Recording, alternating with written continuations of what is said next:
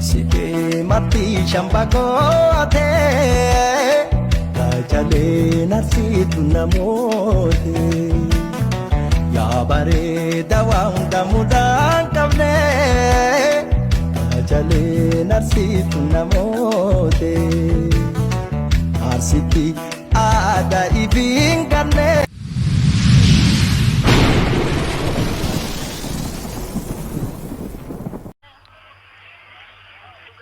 Thank you.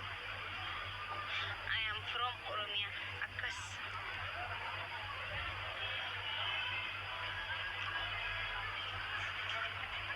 Jaaladheen jira uffata yoo jaalattan dubbisa biyya feetan Ameerikaa, Kaanadaa, Austraaliyaa stiil biyya barbaaddan irratti biyyas yoo ta'e mana haadha caayaa Harar mana haadha caayaa isiniifin kannaa nambara achirraanii ajajatanii warri garuu biyya alaa irraa barbaaddan na dubbisa isiniif ergaa jechuudha.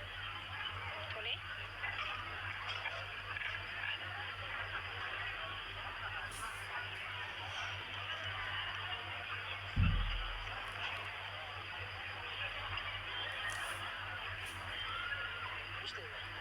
Daawwii ilaalaa jira bara.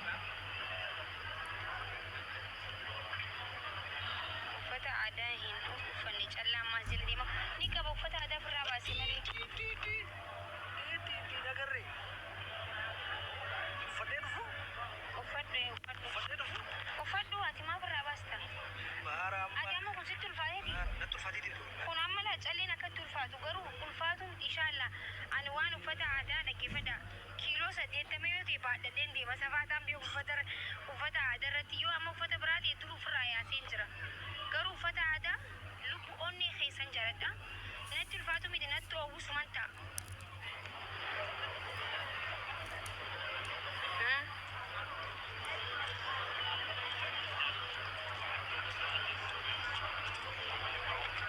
Uffannee dhufa achirraa si dhufan. Eessatti uffatachi seeni uffadhu gaa? Uffadhu ta'e uffatu kutee. Hanga inni uffatee dhufutti chaarjiin dhumattee. Laayifii raafii aan chaarjiin dhumattee. Deemaa viidiyoo amma poost godhe eenyu riipoost naa godhe. Eenyu riipoost naa godhe mee lakkoofsi tokko tuqaa warri amma leexanii riipoost naa gootan. Ishii uffata san namni hundi haalaalu hayaa. Namni barbaade achi jala naa barreessa ni barbaada jaati keessaan isin dubbisa warri barbaadan uffata kana ni barbaada jaa barreessa keessaan isin dubbisa yaa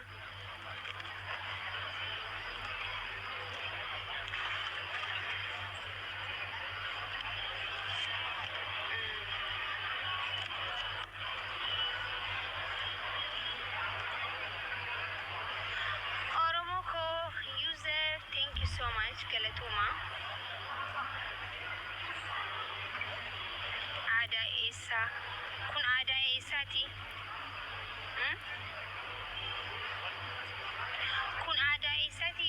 Kan akkamittiin beekna aadaa eessaa akka ta'e? Akkanattu gaafan qabadhe aadaa eessaa akka ta'e hin beektu? Arsitti marti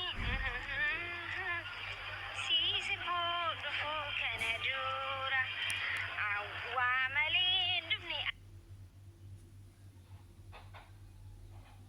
Ganda keessanii akkamittiin beekne gaafan akkana qabadhe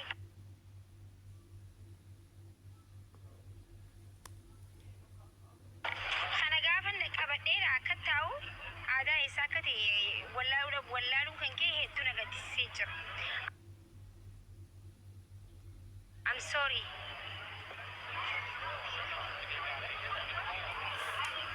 Ani tuni haadha sinqee ta'uudhaaf maaltu na hanqata warri arsii na barreessame nama guddaa ta'uun qaba.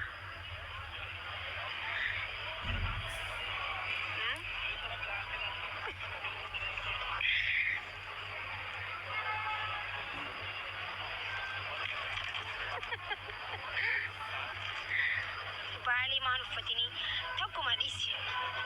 An baay'ee uffata aadaa hin uffanne hin qabu miimina barreessaa uffata aadaa hin uffanne yoo jiraate ni uffadha. Isin tun agarree tiktookii kiyyaa waan gubatee dibar. Tiktookii hedduu waan gubatuuf malee arsii gisee meeqan uffadhe baalee gisee meeqan uffadhe boorana uffadhe uffata hin uffatiin hin jiru bar.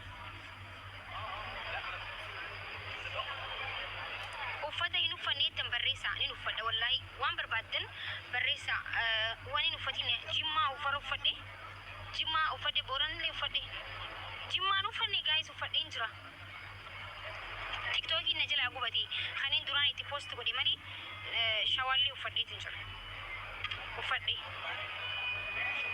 ilullee uffadheetin jira gaayis feesbuukarra deemaati ilaala footoon qaba wallaggallee uffadhe harargee uffadhe haari walloo faa gisee hunda uffachaa jiru Dhiiraa barbaadan irra kottus bira si yaalaa danii dhaabbadhee tu gara galchee kunoo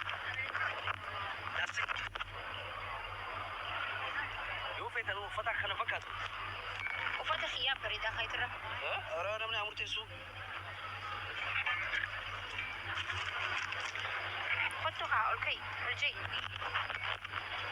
kamturra bareeda siki narraa xiqqishoo kamturra bareeda siki narraa xiqqo narraa siki achi ati kamturra bareeda akkanatti jidduun banamuu qaba jidduun kun taa'uu qaba okay akka dheengaddaa ijirisan akkatti oromoon tun na jirsitee jirtuudha kamitu bareeda lachuu adu oromooti wallahi na jirsitan an takka ajandaa ta'een beeku bar wallahi dhiiraa olii ajandaa na godhan okay uffanni ati uffatte keessaati uffatuma aadaa oromoo ta'etuma uffata modernize godhamee akka yeroo hundi uffatamutti uffata dalagama so uffanni kun uffata bareedaadha kafiifaasi okay inni beeyni na fakkaata uffanni inni uffate uffata aadaa harargeetiif Namni maal kan hin beekne jechuun himuu hin dandeenya haa